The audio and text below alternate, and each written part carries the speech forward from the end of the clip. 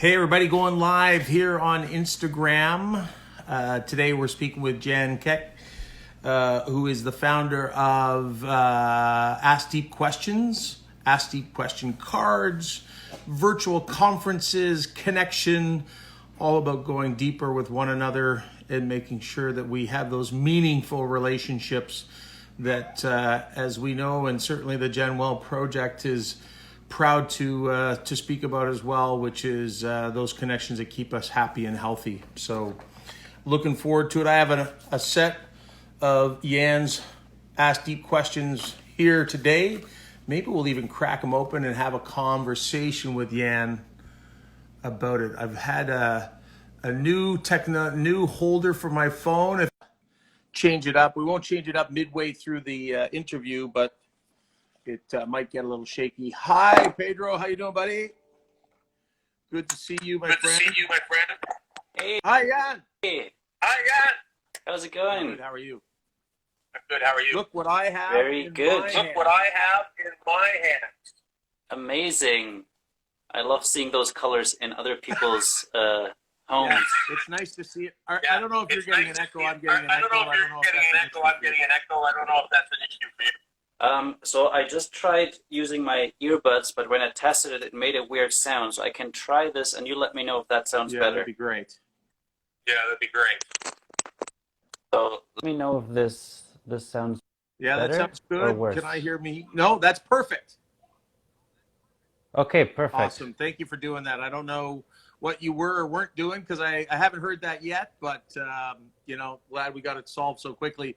I'm working on a new phone holder, so if this thing gets shaky, it's not you and you haven't been drinking. It's actually just the phone holder. Okay, good to know. Good to I know. also have a new setup. As usually I would be in my office, but my son is taking a nap in there right now. So I'm like out in the living room, not my usual environment. I love that. Well, isn't that the world that we're all waking up to now as we adapt to the circumstances that we are in right now? Yes, you have to adapt. You have to just figure out how to say yes and to the challenges that were put in our way, and find a way to see the opportunity in it. Yeah, and I think it's been a pretty interesting. I think it's about 4 weeks that we've been doing these interviews every day, Monday to Friday, and there are lots of challenges that people are facing, but I hope you are safe, healthy, and that food and water and shelter, safety and security are not things you have to worry about, which puts us in the fortunate camp. Yes, we're definitely very fortunate, and both my wife and me are still able to work a little bit, but with having a son at home and daycares being closed, it definitely is a little bit of a challenge, but we're dealing, or we're surviving quite well right now. Yeah, that's awesome. Well, Jan, it's so great to have you here today. I'm looking forward to the conversation. You and I have known each other probably a year now, maybe even a little longer than a year, when we had the opportunity to connect face-to-face over a cup of joe down at the Le Gourmand, my favorite chocolate chip cookie in the city of Toronto. Yes, best cookies in Toronto. I can't wait to go back there. Yeah, I think there's a lot of things like that we missed. Opening up. So what we do to kick off our show, and I don't know if you've tuned in at all, Jan, we do a bit of an introduction of GenWell and connected conversations. And then I'll read your bio, which I'm taking right off your LinkedIn today. And then we'll get into some conversation about Ask Deep Questions and all the work that you do. And probably even much more important is the why you do what you do. Because I think that's what drives us all in what I will call our mission-driven businesses. So if you'll give me a couple of minutes, I'll give the quick introduction, and then we'll come back to you and to our conversation today. Sure, go ahead. I will share this in the meantime to see if any other people might join us. Awesome, dude. All right, for those who haven't joined us before, the GenWell project is a human connection movement. Our mission is to make the world a happier and healthier place by reminding people about the importance of face-to-face social connection, and more importantly, inspiring them to take action. Up until a few short weeks ago, roughly 9 weeks ago. Most of us were living in the most fast-paced, distracted, and pressure-filled world in history. And most of us weren't making time for the conversations and connections that made us happier and healthier. And now with COVID-19, we're waking up to the loss of those human interactions that mean so much to our happiness and health each and every day. Connected Conversations was a series of conversations that we launched after the onset of COVID-19 with the sole purpose of connecting people to ideas, thoughts, people, and solutions that can help us all get through these challenging times in a happier and healthier way, including our conversation today with Jan Keck, who is the founder of the Ask Deep Questions cards, platform, facilitation, and a whole bunch of other things that he's going to tell us about today. Jan, from a bio perspective, I was a shy kid in the back of the room that nobody noticed. It wasn't until I joined different communities that I came out of my shell, but then I moved to Canada, leaving behind all those connections. I struggled to create deep relationships with people until I confidently stepped into who I really am and then started to attract my people. Now I create tools and transformational experiences so leaders and teams can feel heard, seen, and valued, and create a culture of authenticity, trust, and belonging. Jan, it's great to have you here, and thanks for making the time today. Yeah, I'm really excited that we're having this conversation today because there's a lot of people out there that might be struggling, or like one thing that I notice a lot is that everything evolves around one topic in most of our conversations, and it's really refreshing to change it up and really connect with people rather than just checking in and seeing like how are you holding up.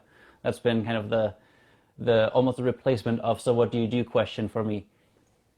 Yeah, it's a great comment, but we do start off every one of our conversations with that question, which is because I think it is important that we, I fully understand your point, which is, you know, we need to stop dismissing that simple answer of, hey, how you doing? And, you know, yeah, I'm fine. Well, we know that people aren't fine. Whether you're a senior and you're isolated, whether you're a young person and you're missing your friends, whether you're, you know, Harvard came out with a study last week that the average employee is now working 40% more each day than they were when pre-COVID. So and you're homeschooling as I am with a young one, and you're trying to manage naps and feeding time and all those things with you and your wife both working. It is important that we check in with each other and do it in a meaningful and caring way, empathetic way. So I do ask you, Jan, how are you doing during COVID-19? Yeah, and I think it's important to check in. I just feel like a lot of times that's where it ends. And that's like all that we talk about. And every person that you connect with, you just share the same thing. And at one point, you just need to find other things. But yeah, it's definitely important to check in, especially on like the people that you care about, and see how you can support them as well. How am I doing? It's been now, I think, 2 months or a little bit more that we've been self-isolating as much as we can. My wife still runs a Colombian street food takeout restaurant, so she is still open for a few hours for lunch every day. And I'm pretty much used to working from home, so for me it's not a huge change. It's just trying to change up the things that I'm doing. Like I can't do anything in person, so I've moved a lot of my experiences online, trying to really experiment a lot in the first few weeks after I reframed this whole kind of belief that I had, where technology is a barrier between people connecting with each other. And usually at my in-person events or workshops, I would tell people, let's turn off our phones as the first thing, at the first action, to show that we will be present with each other. But now we have to use technology because that's the only way we can stay in touch and stay connected to other people outside of our like immediate like family. Yeah, I think so much you said there, you know, you and I would both agree, and I think the research supports the fact that human interaction, face-to-face, and even human touch are what make us happy and healthy. And, you know, the GenWell project has always said, hey, we're not anti-technology. We're just trying to help people find the balance, which I think is what we're recognizing now is, hey, when you don't have another option, this is a great one.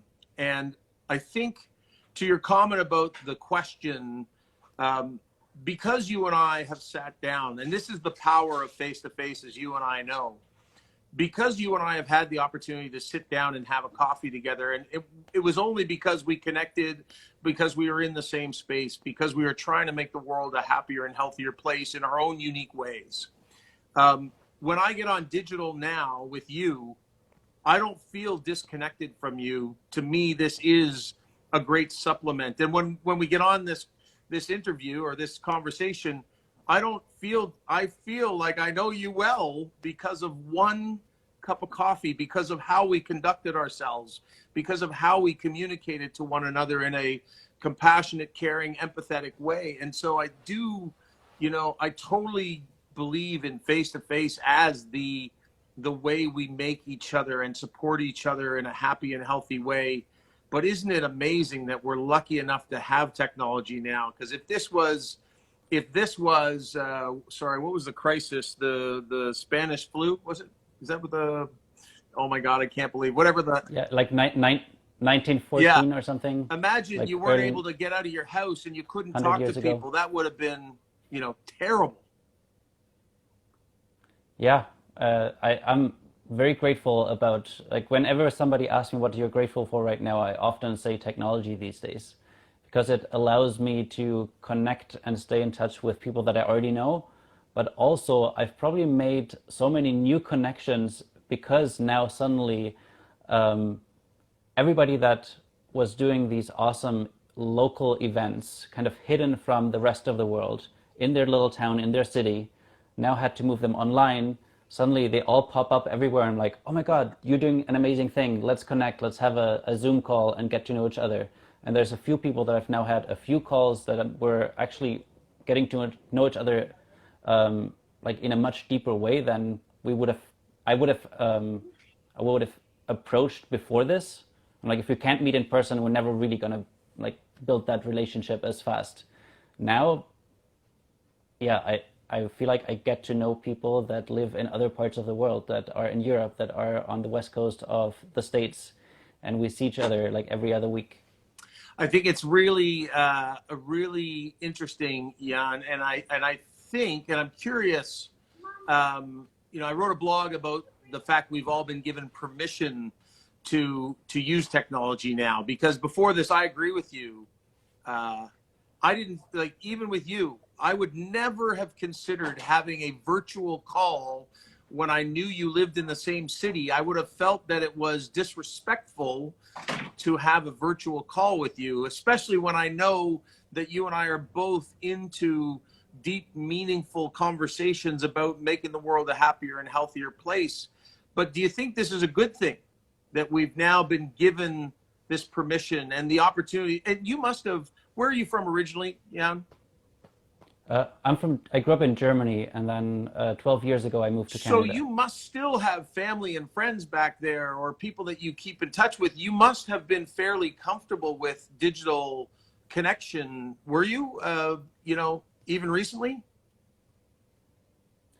I missed the last end of your question, but I'm just saying, because yeah. you grew up in Germany, and you probably, and I'm assuming, extended family or friends back there, that were you already using digital technology to stay connected with your childhood friends or extended family?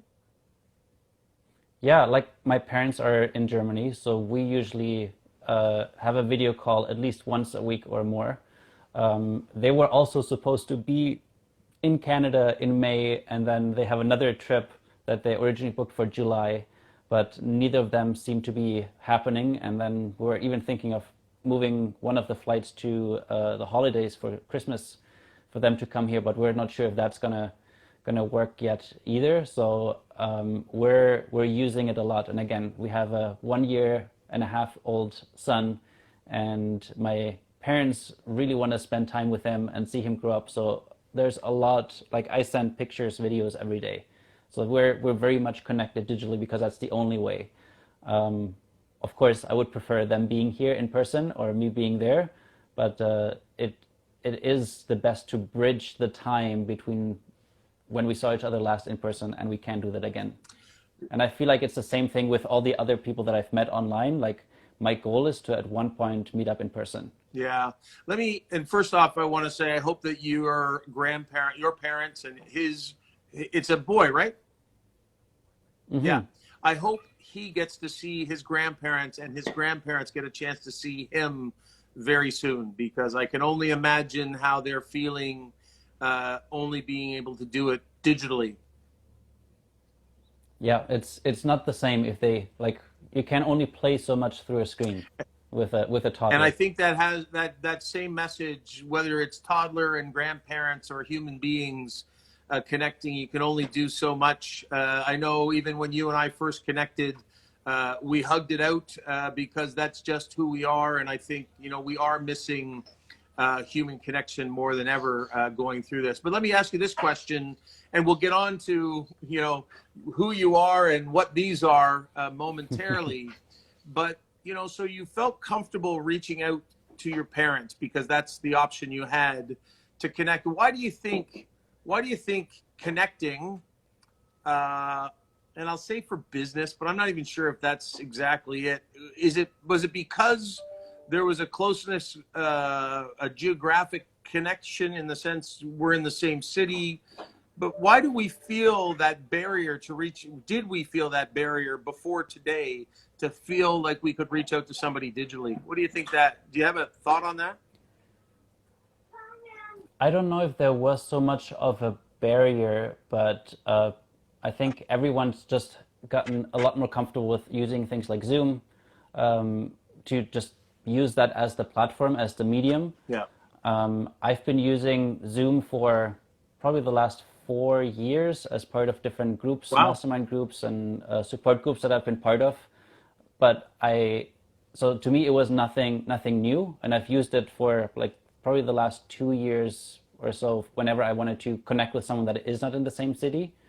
And even after I became a parent, where time just became so much more of a like valuable resource to me, I realized even if we're in the same city, if I have to travel downtown for like half an hour, 45 minutes, to meet for an hour and then travel back for like half an hour, 45 minutes, that's almost like 2.5, 3 hours that will take me just for that one meeting, which could also happen for like a half hour, 45-minute Zoom call where I don't have to spend that time traveling. So I actually have had a lot more like Zoom calls before all of this happened, but it's been, I think, just increased because everybody else is open to it now too. Yeah, I think I wrote a post that said, we've all been given permission. We now have an excuse to reach out and check in on each other. And we also now need to understand that just by having this conversation, we're making each other happier and healthier. So we have a purpose to reach out to one another. I'm assuming it's a friend of yours, probably from Sunny Allah, who's listening in from Berlin. Actually, I don't know if I know her, but hi to Germany. That is awesome. We've got somebody tuning in from Germany. I don't think we've had a GenWell project booked in Germany yet, but we're in a bunch of countries outside of Canada. So great to have somebody new tuning in. So Jan, what I want to do is let's talk about your cards, and we'll come back to the cards in a second. But basically, maybe you can tell us first. Actually, we'll start off by telling us what are these things that I'm holding in my beautiful hand that you created, and tell us the story. But more importantly, after you tell us the tangible, what is it, then I'd really love you to actually tell us why you created this. Yeah, so what it is what my son loves to play with right now, because they're such cards with nice colors in blue, yellow, and red. But each card has a question on them that helps you share a story and therefore connect with the other person. And it's really a guided way for two people or a group of people to be vulnerable with each other. Because I believe that if we can share vulnerable stories, that's the fastest way and the deepest way we'll connect with each other. But oftentimes a vulnerable conversation is not the first thing that you will have with a stranger, especially. So yeah, it takes a little bit of time to build that trust, and therefore there's three categories of curious. Those are the yellow cards. Then there's brave, the blue ones, and vulnerable questions, the red ones. And if you go through all three, by the end you will feel something that I almost call like the magic of human connection. You feel maybe a sense of belonging because each person shared something that made you feel like you're not the only one struggling with something, or yeah, just sharing these meaningful memories. And the reason why I created them originally was not the reason why they're being used right now. I was hosting this or facilitating this camping trip because I used to believe that technology is a barrier to connection. So I thought, let me take a group of people completely away from the city, away from all the distractions, where there is no technology and you don't have any cell signal, to a park to go backcountry camping. And we had a set of canoes and we paddled through a lake. We carried the canoes to the next lake, and portage, we would do that a couple of times until we pretty much had the lake to ourselves.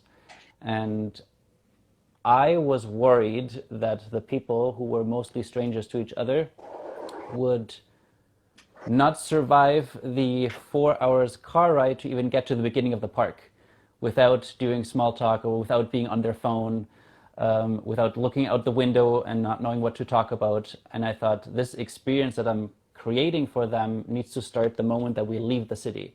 It can't just start when we arrive at the park. And that's where I had the initial idea, oh, maybe I just print a bunch of questions on some cards and they can, like each card can self-facilitate these conversations, get to know each other.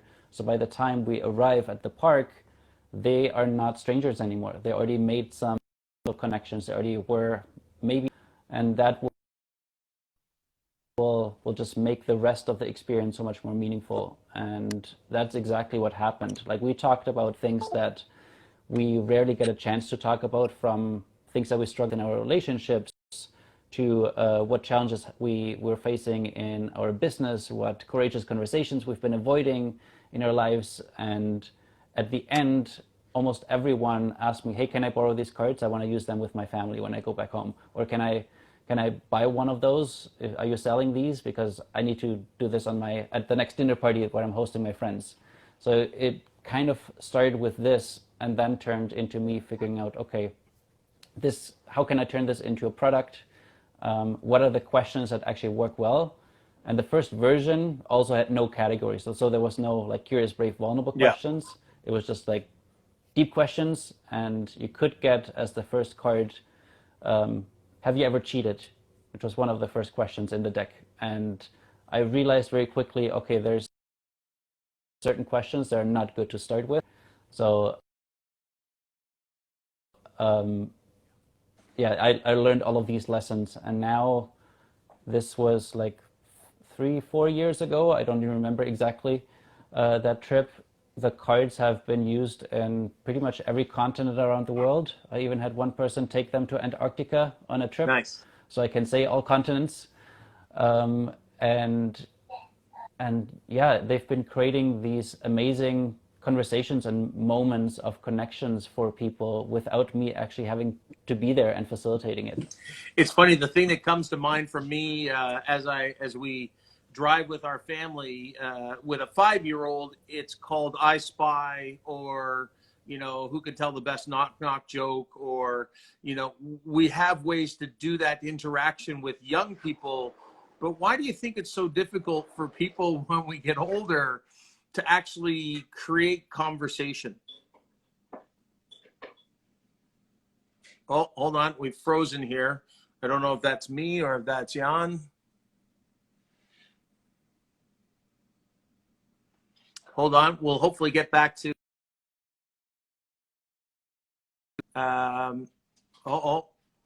he left, so I'm sure he's going to come back here momentarily. Serena, I've got your question here. Can you be too transparent? Oh, that's a good question. And our good friends from Sunshine and Broccoli have shown up. Great to have you guys here. Always great to have the musical sounds of Sunshine and Broccoli. I'll look forward to asking Serena. I'll ask Jan if he believes that we can be too transparent in our conversations. My little guy's having some humor with me here on the side, just waiting for Jan to come back in. Serena, the great thing about Jan's cards is that he's got the I don't want to say superficial, but the starting point is curious cards, followed by the connection was followed by brave cards, and then when you want to go real deep, then you go to vulnerable cards, and that might be backwards on your. He wants to. Yeah, I'm going to bring him back in. Go live. So I was just, we'll let Jan back in here. Oh, that's why, yes. I'll get you a set of these cards, Serena. I owe you thousands of gifts, so I'll get you a set of these cards. Yanni, can you hear me? Yes, we're back. Awesome. So I did ask you a question, but I was just showing everybody, Serena, who's a friend of mine, who's an accomplished creative artist, inspiration in my life, was asking the question about, can you be too transparent in communicating with other people and answering these questions? I believe that being vulnerable is something that everybody deserves.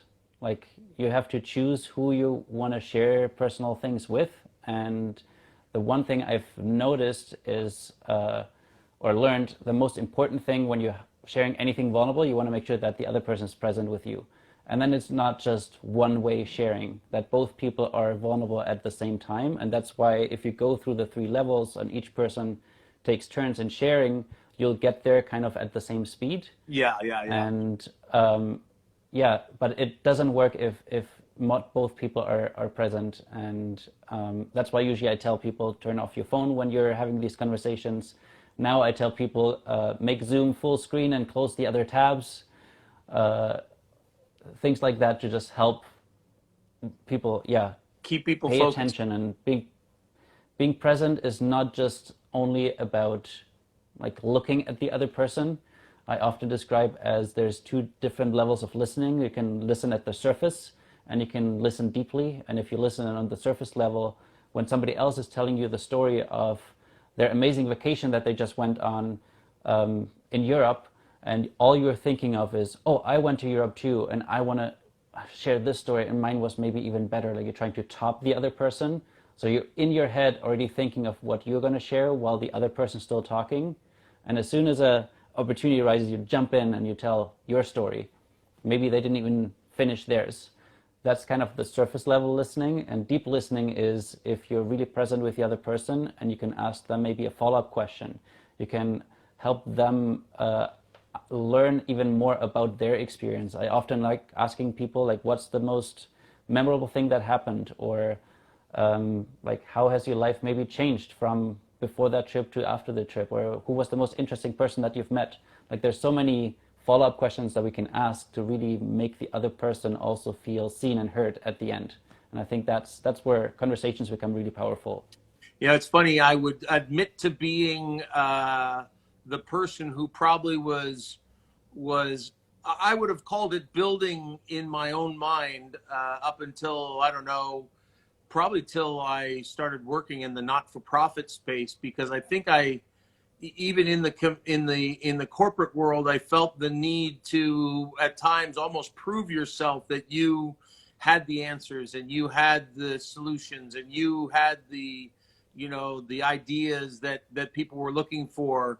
Versus I found when I got into the not-for-profit space and probably became more conscious of how powerful our words can be and our ears can be in listening to other people, and by prompting them to continue to communicate, and the benefit that is in a deep listening moment when we talk to one another.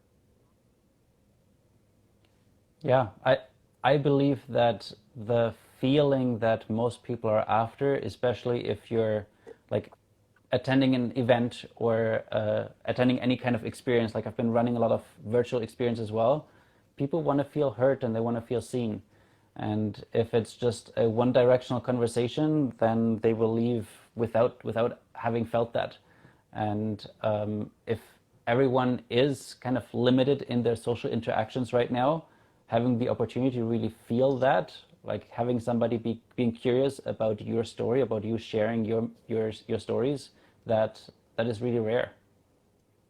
So I totally agree. So now here's back to the question I was asking you just before we lost you there for a second. So why do you think it's so difficult?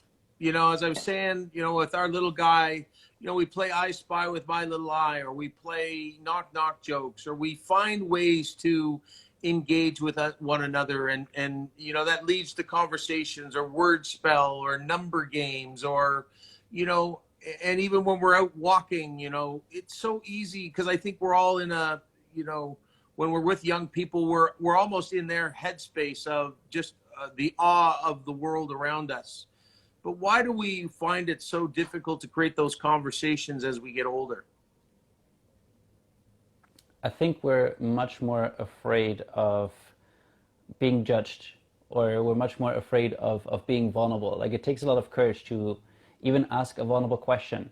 For me, when I created the cards, like, I was collecting these questions for probably a year or two before I decided to print them on cards, and I never asked them to anyone. Like, I had a list of these questions. I'm like, I would love to ask this to my friends, but it's too vulnerable for me to even bring this question up. Like, if I'm the one saying the question, that I'm responsible for how it makes other people feel. But then what I noticed with the cards is if somebody pulls the card, nobody can blame me. It was the card that asked the question. And oftentimes I invite people, especially if you believe in anything like tarot cards or oracle cards, sometimes there is a question that chooses you for the moment where you're at in your life right now. And there's a reason for why you're getting this question. And I've had many times where kind of miraculously people will pick up a question that talks about birthdays on their birthday. Or one person picked up the question about how do you want to be remembered? And he was in this process of writing a book about that topic that he hasn't shared with anyone, that he's writing that book. And that was like the first time he talked about it when that question came up. So I oftentimes feel like there is some kind of magic, if you like to believe in it. But what it does is it gives the person control over sharing what is meaningful to them, rather than being put on the spot by somebody else asking the question to them.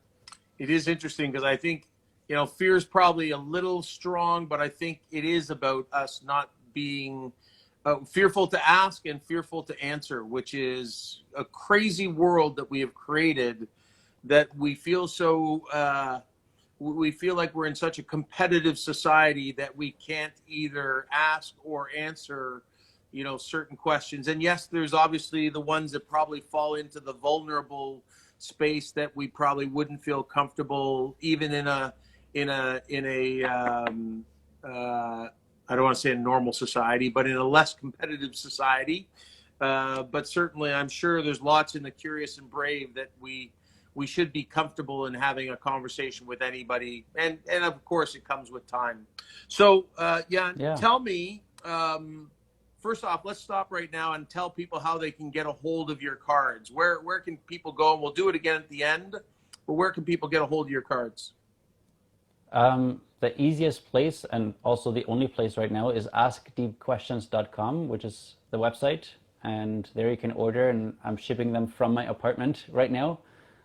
Usually I have some Amazon stores set up as well, but they haven't. I actually have to check in if they allow non-household items and medical items to be shipped to their warehouses again, which is sometimes a little bit more affordable for people who are not in Canada in terms of shipping. But also, and I can share this link maybe also in the comments, I actually put up a way to play Ask Deep Questions online for free right now. I saw that, yeah. Because I know that there's a lot of people who are trying to connect digitally, and if only one person has a deck of cards, it's not as great of an experience as if both people can kind of choose a random card. So if both people have up the website, they can both just click a button and pull a card. And that is askdeepquestions.com/play. Let me Awesome. see if I can just type that in the comments real quick Yeah, no problem. That's great. And while that's you that, ask me the next question. in our interviews that we've done or the conversations we've had over the last month, certainly one of the things that we've asked people is, what steps have you taken with your work or frankly with your play that has helped adapt to the new reality of Corona or COVID-19. And I guess is that the biggest step that you've taken is to take your cards online? Was that already available? No. No, I always planned to do something like it. Like 2 years ago, I created a Facebook Messenger bot where you could message with that bot and would send your questions, but it never really worked as well as I was hoping for. And I always was resistant of doing anything with technology because I don't want people to be on their phone looking at the questions. I want them to put their phone away. Yeah. And having even the tactile feeling of holding a card, I think people are more honest and more able to be vulnerable if you're touching something. I don't know the exact research behind this, but that's definitely something that I've noticed. Yeah. Just from watching people and how they play with the card while answering a question. And when they're done sharing, the card gets put on the table or moved to the next person. So it's kind of interesting how that works. But probably the biggest thing that I did was I started hosting Ask Deep Questions sessions on Zoom and actually creating a little bit of an experience the same way I would do in person and having people break out in using the breakout rooms and just in either small groups or pairs. We'll pick a question, they go in the room, they have a conversation, we come back, we debrief for a little bit, I give them another question, and we do a few rounds of that and play a bunch of games in the beginning because, again, people are strangers, they need to feel safe, they need to feel ready to even share something that is a little bit outside of the comfort zone. And yeah, I've just been experimenting with different ways to get people there quickly. So, and I'm just looking down. I've enjoyed this conversation more about conversation and connection. Of course, that's probably the areas that you and I are most passionate about. So, tell me, do you think, or have you seen greater interest in your cards since the pandemic? Because I think if there's anything that people are missing right now, it is the deep connection with one another and the opportunity to have dialogues like you're creating with these cards. What's been the response to you? What are you hearing from the community? How are you feeling coming out? Well, we're not on the other side, but during COVID-19, what's been the response? So the interesting thing that happened was that I just put in an order with my printer before all of this happened for a whole new boxes, and they arrived, I think week 1, week 2 of lockdown or like people going into quarantine. So it was kind of interesting how I had all these people pre-ordering the cards, and then once they arrived here, I had to like disinfect them all before I shipped them out. But I since then saw like a steady increase of people ordering, mostly I think because they've also been attending the online events. I think just if I like in person, I would do maybe an event every couple of months. I would not be very consistent. It would take a lot of work and energy, and you have to rent a space, and just the logistics and cost of even putting something on is very high. Most of the events that I've done are free or like pay what you can, like by donation or sliding scales. And I've attracted a lot of people through those to experience the cards and then order them online. And more people showed up because they were like, hey, I really need to have like a different conversation, or I live by myself. I don't have like a lot of friends that I'm in touch with. I need to talk to other human beings. This is a way to I get to the meaningful connection really quickly, rather than chatting with friends. And I've done that too with my friends in Germany, and we just spent like 2.5 hours talking about, so what's going on in your city? That was pretty much what we talked about. And at the end, I really was wishing that I had set up something where it's a little bit more facilitated. So the second call we did, we actually played some virtual games, and I had some questions prepared, and that was actually much more joyful and much better way to connect with people. So I think there is a lot a lot of people that are looking for this facilitated way. Get me to the meaningful connections quickly, because it's a lot of work to do it by myself. Yeah, it's funny. I think you bring up so many good points that first off, I think people are recognizing surely that, human connection, as we said earlier, is something that we all need. The research is very clear that it's what makes us happy and healthy, that we will crave it on the other side of this. Our in-kind partners, IMI Research, have already done the research. It shows that, the 17 qualitative responses people came back with, 16 are directly related to connecting with other people in regards to what people are missing right now. And I think when I speak in businesses, in corporations, in regards to the need for human connection, one of the biggest messages I say is, setting up beanbag chairs and putting snacks into a room doesn't facilitate connection. That facilitates a room with snacks. What we need to do is actually create those activities that give people the opportunity to get connected. Because again, for the same reason that you created those cards, is we're not good at it. We are, especially in this, highly competitive world. We got social media. We're all fearful to be vulnerable, as you said earlier. And I think it's really important for businesses to recognize, and human beings to recognize, and hopefully, if there is a benefit that comes out of COVID-19, is that we are all willing to be a little more vulnerable, a little more self-aware, and a little more willing to, bring down the barrier just a bit, so that we can actually start building some of the deeper connections that you talked about. And frankly, some of the casual relationships that aren't happening either, because we won't even reach out our hand. Well, I guess we won't reach out our hand anymore, but because we won't actually say to somebody, hey, how you doing? Good morning. How's your day going? Yeah, and actually, I just read this last week, I think, and it's a question that I want to adopt. Instead of the how are you doing, how has your last hour been when I connect with someone? Because I feel like in the time that we're right now, and I like to call it a time of rapid change rather than a time of uncertainty, things are just happening so quickly and we have to adapt quickly to it. Checking in is important, but there's different ways we can get people to actually share something real, because how are you doing? Nobody will give you a straight answer. Hey, how have you been in the last hour? People will actually think about that and give you a more honest answer. I think that is a great comment, which is, I think you actually need to get people to think. That will drive the response, just by saying something different that they go, that's an interesting question, and will probably drive the response you're looking for.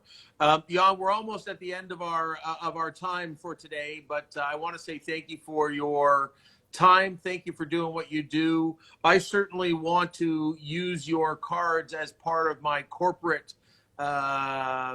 activities when we get those opportunities, because I think they are a great way to help people get connected. But before I let you go, I've asked the same question of everybody who's been on Connected Conversations, is what do you think the first thing you will do will be when we get to the other side of COVID-19? What's the thing that you want to do most? I would love to get my parents to fly here and play with my son. That would probably be the biggest one. And for myself, get a massage. Yeah. Well, I think, I love the second one being self-care, and the first one just being, probably the meaning of life, which is the opportunity to see, our family grow and continue, and to share multi-generational relationships is something that's pretty special. So I hope for you and for all of us that opportunity presents itself soon. But in the short term, I hope you stay safe, stay healthy, and stay connected as we all get through this challenging time in the best way possible. So thanks again, Jan, for this time today. Yeah, thanks so much, Pete, and thanks for spreading this message of human connection being so important, especially right now. Yeah, I agree, man. All right, well, we'll talk to you soon. Have yourself a wonderful weekend. And again, thanks very much. See you soon. See you again.